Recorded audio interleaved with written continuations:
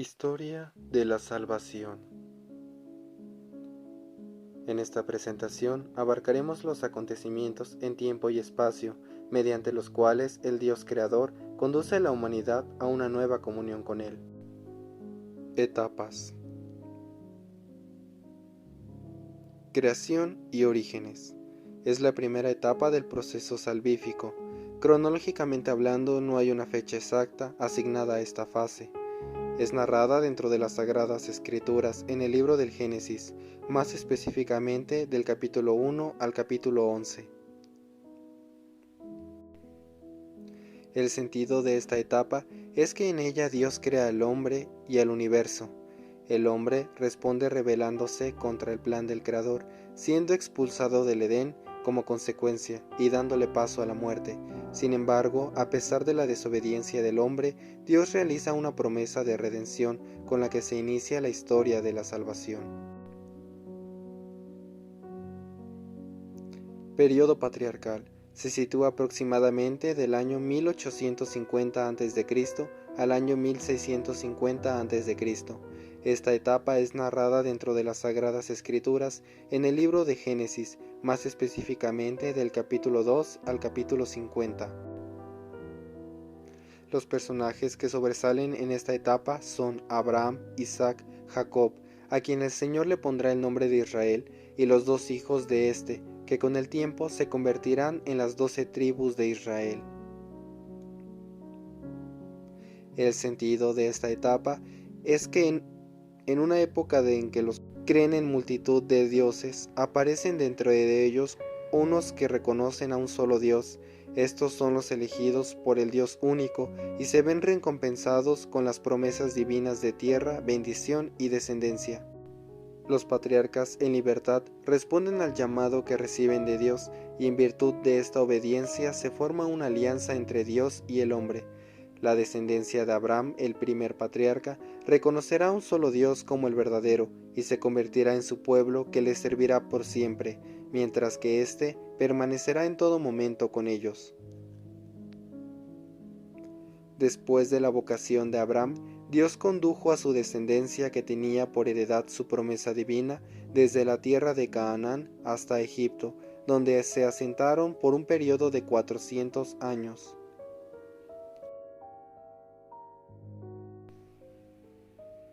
Éxodo, liberación, alianza y desierto. Se sitúa aproximadamente hacia el año 1250 a.C. al año 1230 a.C.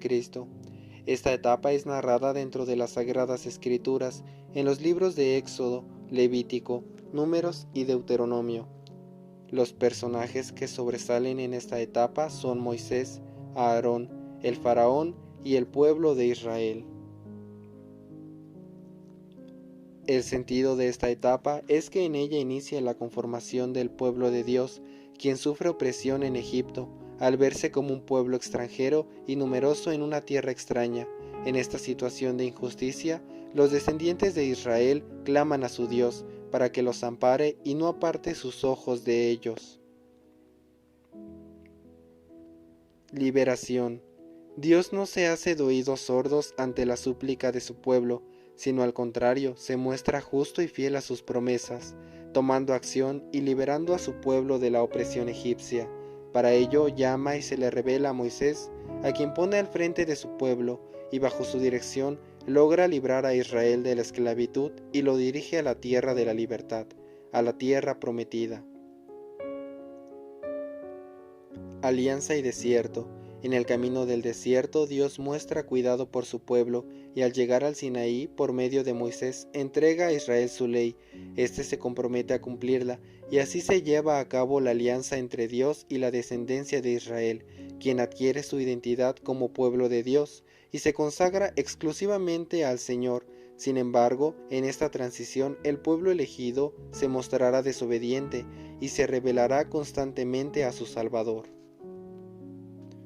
Conquista y jueces. Se sitúa aproximadamente hacia el año 1230 a.C. al año 1030 a.C. Esta etapa es narrada dentro de las Sagradas Escrituras en los libros de Josué, Jueces y Primera de Samuel. Los personajes que sobresalen en esta etapa son Josué, los jueces mayores y menores y Samuel. El sentido de esta etapa es que en ella Dios se muestra fiel a su promesa de dar en heredad la tierra de Canaán a su pueblo elegido, por lo que bajo la dirección de Josué, sucesor de Moisés, guía a Israel en la conquista de la tierra prometida y le hace entrega de su herencia a cada una de las 12 tribus. Jueces. A la muerte de Josué, el pueblo ya asentado en la tierra prometida, olvida su alianza con Dios, pecando de idolatría. Como castigo, Dios envía a los filisteos para que asedien al pueblo y lo opriman. Solo cuando hay un verdadero arrepentimiento del pueblo, Dios vuelve su mirada y suscita dentro de ellos jueces, que fungen el papel de libertadores, guiando al pueblo en batallas para lograr librarse de la ocupación extranjera. Este actuar del pueblo es constante y se repite hasta la formación de una monarquía. En esta etapa, las tribus están unidas religiosamente, aunque permanecen desorganizadas políticamente a causa de las disputas interiores entre ellas. Monarquía unida.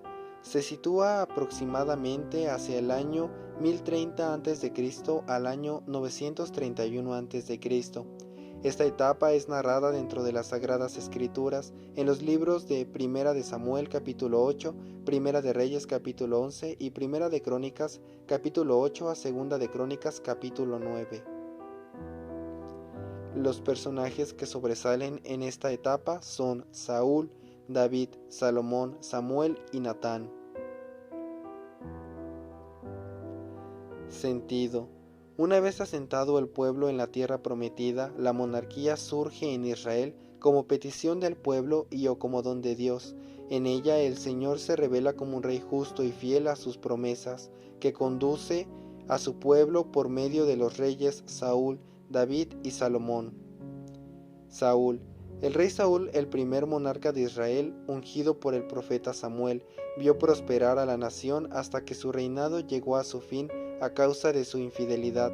El Espíritu de Dios se apartó de él y su vida se acabó pronto.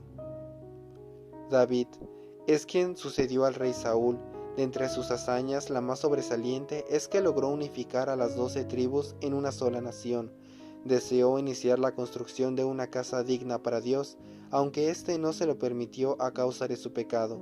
En cambio, le prometió una dinastía perpetua en el trono de Judá, misma que se cumplió en plenitud con la llegada del Mesías. Salomón. David fue sucedido por su hijo Salomón, quien continuó el engrandecimiento del Reino Unido. Fue famoso por su sabiduría y por abrir las puertas de la nación al comercio internacional. Fue el rey que construyó y consagró el gran templo de Jerusalén para su Dios. División de los reinos. Se sitúa aproximadamente hacia el año 931 a.C. al año 586 a.C. Esta etapa es narrada dentro de las Sagradas Escrituras del primer libro de Reyes capítulo 12 al segundo libro de Reyes capítulo 25 y en el segundo libro de Crónicas capítulo 10 al capítulo 36. Los personajes que sobresalen en esta etapa son los reyes, los profetas y los imperios. Sentido. A la muerte del rey Salomón, el pueblo se va apartando paulatinamente de la alianza. Se origina en este periodo además el cisma político-religioso y como consecuencia se divide la nación en dos reinos. Como secuela de esta división, los reinos quedaron empobrecidos y a merced de los grandes imperios vecinos. En esta etapa surge el profetismo clásico, en el que los profetas recriminan diversos pecados del pueblo, pero éste desoye la voz de Dios.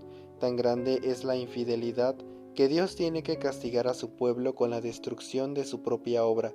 Al final de esta etapa se acaba la monarquía y con ella el pueblo ya no recobrará su independencia. Reino de Israel. Su capital religiosa fue Siquem, posteriormente Tirsa y finalmente Samaria. Comprendió casi 10 de las 12 tribus de Israel. Sus reyes, iniciando con Jeroboam, no fueron de la estirpe de David, sino de diversas dinastías. Sus centros religiosos fueron Betel y Dan. Hacia el año 722 a.C., los asirios destruyeron el reino, y con este hecho se dio lugar a la deportación y a la venida de colonos extranjeros. Reino de Judá. Su capital religiosa fue Jerusalén. Comprendió prácticamente 2 de las 12 tribus de Israel. Sus reyes, iniciando con Roboam, pertenecieron a la estirpe de David. En el año 612 a.C., los babilonios destruyen el imperio asirio. Hacia el año 597 a.C., deportan a los judíos a la Alta Mesopotamia, y hacia el año 586 a.C. destruyen Jerusalén y su templo. Exilio a Babilonia. Se sitúa aproximadamente hacia el año 586 a.C. al año 539 a.C. Esta etapa es narrada dentro de las Sagradas Escrituras, en los libros de Jeremías, Ezequiel, Isaías y en el segundo libro de los Reyes, específicamente del capítulo 24 al capítulo 25. Los personajes que sobresalen en esta etapa son Ezequiel, Isaías, los imperios babilónico y persa. Sentido. El sentido de esta etapa es que en ella el pueblo de Dios es castigado por sus faltas a la alianza. Con ello, Israel ha perdido su patria, su templo y más especialmente su identidad. Por ello vive desalentado en el destierro. Con todo esto, el pueblo no se queda solo en el sufrimiento, sino que reflexiona profundamente acerca de su comportamiento, lo que lo lleva a emprender un camino de renovación. En este periodo además aparece la tradición sacerdotal, la cual brinda una luz esperanzadora para el pueblo exiliado, puesto que invita a Israel a no abandonar su culto, su ley y sus tradiciones aún en una tierra extranjera, la cual posee su propia identidad. Esta tradición otorga al pueblo una visión alentadora, en la que se espera un Salvador, el cual será manifestación de la gracia y misericordia de Dios, que desea realizar una nueva alianza con su pueblo elegido, dándole así a Israel un nuevo espíritu en aquel destierro. Restauración y época persa. Se sitúa aproximadamente hacia el año 539 a.C. al año 333 a.C. Esta etapa es narrada dentro de las Sagradas Escrituras en los libros de Esdras y de Nehemías. Los personajes que sobresalen en esta etapa son los profetas Ageo, Zacarías, Abdías, Malaquías, Joel y Jonás. Los reformadores son Esdras y Nehemías, y los reyes persas son Ciro y Darío. El sentido de esta etapa es que en ella finaliza el exilio, a causa del decreto del rey Ciro de Persia, quien permite al pueblo judío regresar a Jerusalén, aunque no como una nación independiente, sino como una provincia del imperio persa. Aun con esto, para el pueblo de Dios comienza una época de restauración, en la que, guiados por los profetas Ageo y Zacarías, se empieza la reconstrucción del templo, que es continuada por Esdras sacerdote y Nehemías gobernador, quienes al frente del pueblo judío restauran moralmente y materialmente la tierra de Jerusalén. Con este inicio humilde en la restauración de su identidad, el pueblo judío no se aparta de la tradición sacerdotal que vivió en su exilio, por lo que el culto y la ley se convierten en el centro de atención del pueblo, surgiendo como consecuencia el judaísmo. Época griega y dominación romana. La época griega se sitúa aproximadamente hacia el año 333 a.C. al año 63 a.C.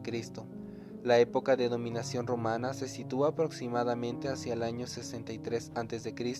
al año 476 después de Cristo. Esta etapa es narrada dentro de las Sagradas Escrituras en los libros primero y segundo de Macabeos y en el libro de Daniel.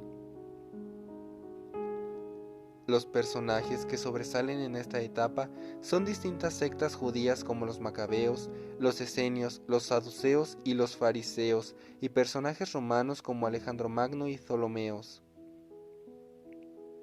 acontecimientos. Alejandro Magno derrotó al imperio persa y todos los territorios, incluyendo Jerusalén, pasaron a estar en poder de los griegos. Con esta nueva dominación, el pueblo de Dios se vio nuevamente oprimido y privado de su independencia. Tiempo después de la muerte de Alejandro Magno, el general Ptolomeo se movilizó y los romanos arrebataron a los griegos sus territorios y construyeron un imperio que se extendió a lo largo de todo el mundo conocido en aquella época. Sentido. El sentido de esta época es que en ella los judíos reflexionan sobre su vida y su historia como pueblo elegido. En esta etapa continúa la dominación sobre Israel, pero éste mantiene la esperanza en medio de los ataques y persecuciones y es preparado por Dios en la sencillez y en la pobreza para la plenitud de los tiempos que se avecina y que llegará con Jesús. Jesucristo. Jesús nace aproximadamente hacia el año 7 o 6 antes de nuestra era y muere quizá en el año 30 de nuestra era. La vida de Jesucristo es narrada dentro de las Sagradas Escrituras en los 4 evangelios del Nuevo Testamento. Sentido. El sentido de esta época es que en ella ha llegado la plenitud de los tiempos, se cumplen finalmente las profecías y las promesas del Dios de Israel. Con ellos se inaugura el reino de Dios entre los hombres y llega la salvación para todos los pueblos. Este es el final de mi presentación. Agradezco su atención y espero que el conocer el proceso que conllevó salvarnos nos ayude a valorar el sacrificio amoroso de nuestro Salvador. Espero esta lección te haya ayudado en tu estudio y acercamiento a las Sagradas Escrituras. Te comparto un código, el cual al escanearlo te llevará a un juego interactivo, con el que podrás poner a prueba los conocimientos adquiridos. Te deseo éxito y muchas bendiciones. Hasta luego.